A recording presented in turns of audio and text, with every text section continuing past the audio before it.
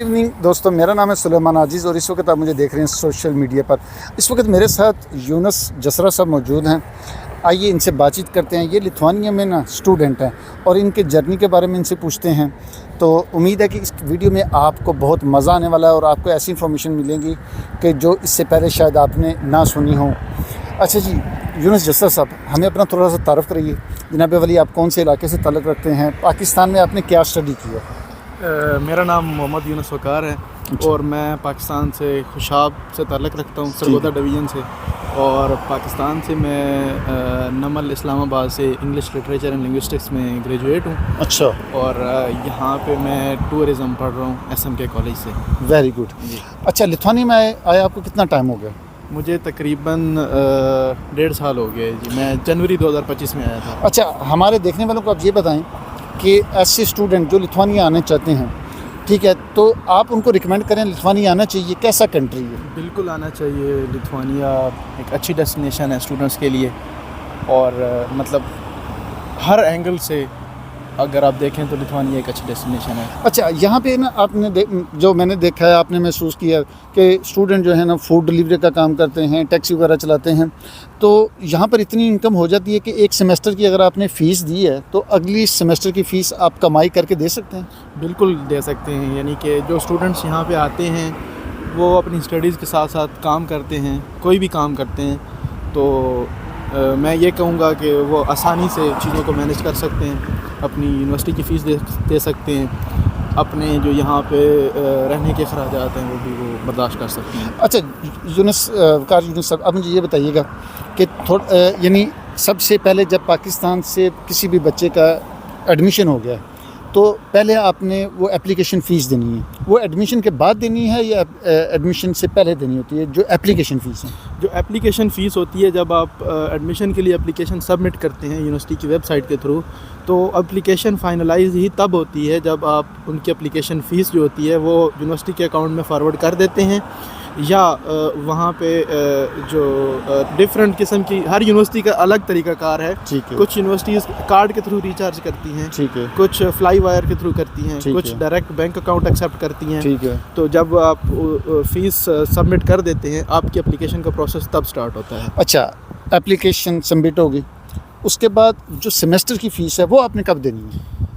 वो जब आप एप्लीकेशन सबमिट कर देते हैं, अगर यूनिवर्सिटी आपसे इंटरव्यू लेती है तो फिर आप का डिसीजन आता है एप्लीकेशन का, ठीक है। तो अगर आपका एडमिशन हो जाता है तो देन आपने यूनिवर्सिटी को फ़ीस सबमिट करनी होती है। अच्छा, अब यूनिवर्सिटी की फ़ीस पे हो गई जी, तो वीज़े का प्रोसेस जो है TRP का उसके बाद शुरू होगा? जी, जैसे ही आप अपनी फ़ीस पे करेंगे तो यूनिवर्सिटी आपको मेडिएशन नंबर देगी, अलॉट करेगी, ठीक है। वो मेडिएशन नंबर आप जब आप माइग्रेस की वेबसाइट पे अपने TRC का प्रोसेस शुरू करेंगे, जब वहाँ पे आप अपना नंबर जाके पुट करेंगे तो वो डेटा ऑटोमेटिकली फैच हो जाएगा आपका माइग्रेस की वेबसाइट पे। मुझे कंफर्म नहीं है आजकल किस तरह चल रहा है, लेकिन ये है कि वो मेडिएशन नंबर ज़रूरी होता है वीज़ा फाइल करने के लिए। और उसकी जो आपने यूनिवर्सिटी की ट्यूशन फ़ी है वो आपने इंटरव्यूज़ यानी एप्लीकेशन से पहले आपने पे करेंगे तो आपको मेडिएशन लेटर मिलेगा? हाँ जी, आपको जब आपका एडमिशन कंडीशनल ऑफ़र लेटर आपको मिल जाएगा, उसके बाद आप फ़ीस पे करेंगे यूनिवर्सिटी को, फिर आपको वो अनकंडीशनल ऑफ़र लेटर देंगे। अच्छा, आजकल जो है पाकिस्तान से जो स्टूडेंट वीज़े के लिए अप्लाई करते हैं और अप्लाई करते हैं, उनके लिए बैंक स्टेटमेंट की क्या रिक्वायरमेंट है? तकरीबन कितनी होनी चाहिए? तकरीबन 7,000 से लेके 9,000 यूरो के दरमियान होनी चाहिए बैचलर स्टूडेंट्स के लिए। अच्छा, वकार यूनुस जसरा साहब, हमें ये बताइएगा कि ऐसे नौजवान जो लिथुआनिया को ऐसी डेस्टिनेशन देखते हैं कि यहाँ पर वो अपना फ्यूचर प्लान कर सकते हैं, तो आप समझते हैं कि लिथुआनिया वाकई एक ऐसा मुल्क है कि अगर आप अपने फ्यूचर को प्लान कर रहे हैं तो ये कंट्री आपको सपोर्ट करता है? बिल्कुल इस तरह ही है। जो लोग यहाँ पे आते हैं और वो एक्चुअल में स्टूडेंट्स हैं, वो अपनी स्टडी पे फोकस करते हैं, वो स्टडी पे फोकस करने के बाद अपनी स्टडी को कंप्लीट करते हैं। कंप्लीट करने के बाद वो जब जॉब मार्केट में एंटर होते हैं अपनी क्वालिफ़िकेशन के साथ, तो सवाल ही पैदा नहीं होता कि उनको प्रोफेशनल जॉब ना मिले। हाँ, अगर कोई स्टूडेंट यहाँ पे आए और वो पढ़ाई ना करे, पढ़े नहीं, तो बाद में वो गिले शिकवे करे, तो वो अलग बात है। अच्छा, एक और आपने यहाँ पे देखा होगा, यानी जो मैंने महसूस किया है, ये लिथुआनिया में लाइफ इजी बहुत है, क्योंकि यहाँ पे हर चीज़ डिजिटलाइज है।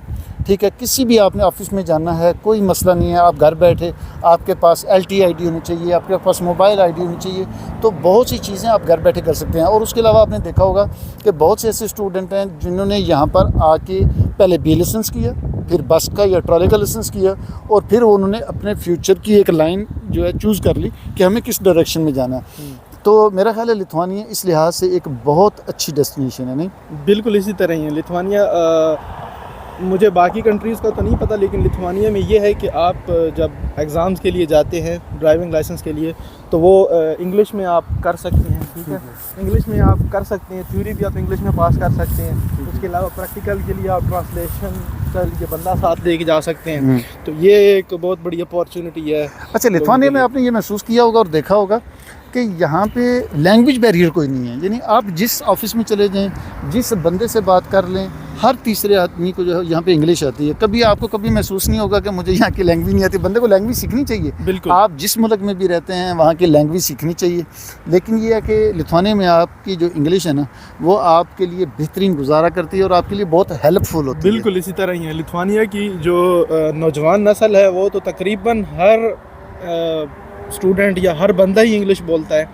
सरकारी दफातर में भी बहुत सारे लोग इंग्लिश बोलते हैं, लेकिन अगर वो ना भी बोलते हो तो वो कोई ना कोई सलूशन निकाल ही लेते हैं मौके के ऊपर कि आपको कोई मसला परेशानी। अच्छा सर, आप हमें ये बताएं कि आपने ना लिथुआनिया की सैर बहुत की है, आप घूमते फिरते रहते हैं, खूबसूरती के लिहाज से ये मुल्क कैसा है? खूबसूरती के लिहाज से तो अल्लाह ताला ने जो है अपनी ख़ास कुदरत से नवाजा है इस मुल्क को। हाँ, टूरिज़म बहुत नहीं है। टूरिज़म ये है कि ये एक बहुत खूबसूरत जगह है, लेकिन ये अभी टूरिस्ट को अट्रैक्ट कर रहे हैं अपनी तरफ कर रहे हैं। ये नेचर के लोग बहुत करीब हैं। यहाँ पे आपको बहुत ज़्यादा झीलें नज़र आएंगी और दरख्त और सब्ज़ा और ये चीज़ें। सबसे जो मेन इनका जो है टूरिज़म की जो अट्रैक्शन है वो इनकी हिस्टोरिकल प्लेसेस हैं। बिल्कुल ठीक है। इनकी जो हिस्टोरिकल प्लेसेस हैं, इन्होंने कई सदियों से जो अपनी हिस्टोरिकल प्लेसेस जो हैं उनको प्रिजर्व करके रखा हुआ है, और इन्होंने पूरी मिनिस्ट्री बनाई हुई है जो इनकी हिस्टोरिकल प्लेसेस जो हैं उनको जो प्रिजर्व इन्होंने किया। मतलब आप ओल्ड टाउन में चले जाएँ, किसी भी शहर के ओल्ड टाउन में, या किसी भी म्यूज़ियम में चले जाएँ, या किसी भी कैथेड्रल में चले जाएँ, तो आपको वहाँ पे आपको 500-600 साल पुरानी चीज़ें नज़र आएंगी। अच्छा सर, आपने एक और चीज़ नोट की है, इसमें थोड़ा सा मुझे इन्फॉर्म भी कीजिएगा, थोड़ा गाइड भी कीजिएगा देखने वालों को। यहाँ लिथुआनिया में अगर कोई बंदा बिजनेस करना चाहता है तो उसके लिए भी यहाँ पे जो ब्यूरोक्रेसी है या जो सिस्टम है बड़े इजी नहीं है। ब्यूरोक्रेसी जो है वो बिज़नेस के हवाले से बड़ी लीनियंट है।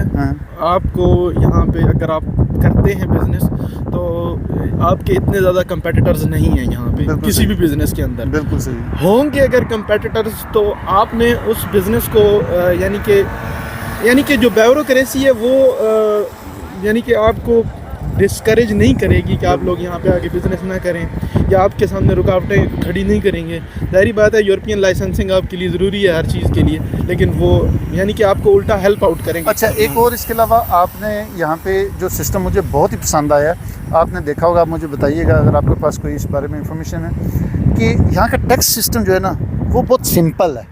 यानी अगर आपने टैक्स डिक्लेयर करना है अपना, तो बहुत इनके पास सिस्टम सादा है, इतना कॉम्प्लिकेटेड तो नहीं है। वो बिल्कुल ही ऑटोमेटिक सिस्टम है। हाँ जी, बिल्कुल ऑटोमेटिक सिस्टम है टैक्स डिक्लेरेशन का। कि मतलब अगर इन जनरल हम बात करें, जो यहाँ पे स्टूडेंट्स आते हैं, जो जॉब्स करते हैं, या जो इंडिविजुअल एक्टिविटी पे काम करते हैं, इंडिविजुअल एक्टिविटी में तो ऑटोमेटिकली आप उनकी वेबसाइट पे जाएँ VMI की, तो वहाँ पे EDS है, वहाँ पे आप डिक्लेरेशन करके अब जब वो एक्सपेंसेस आपने डिक्लेयर करेंगे वहाँ पे 30% पे, या वैसे रिसिपिएंट के थ्रू, तो वो ऑटोमेटिकली आपका डिक्लेयर हो जाएगा। हाँ, अगर आप जॉब कर रहे हैं कहीं पे भी, तो वो वहाँ पे आपका जो एम्प्लॉयर है वो ऑटोमेटिकली आपका सब कुछ डिक्लेयर करेगा, आपको कुछ करने की ज़रूरत ही नहीं है। जी दोस्तों, आपने सुनी वकार यूनुस जसरा साहब की बातें, ठीक है। तो अगर आपका कोई सवाल हुआ तो आप कमेंट्स में ज़रूर लिखिएगा और पूछिएगा, मैं कोशिश करूँगा आपको जवाब देने की। हमारी ये कोशिश होती है कि पूरे यूरोप की और बिलखुसूस मैं लिथुआनिया में मौजूद हूँ, तो लिथुआनिया की आपको इन्फॉर्मेशन ज़्यादा से ज़्यादा दी जाए।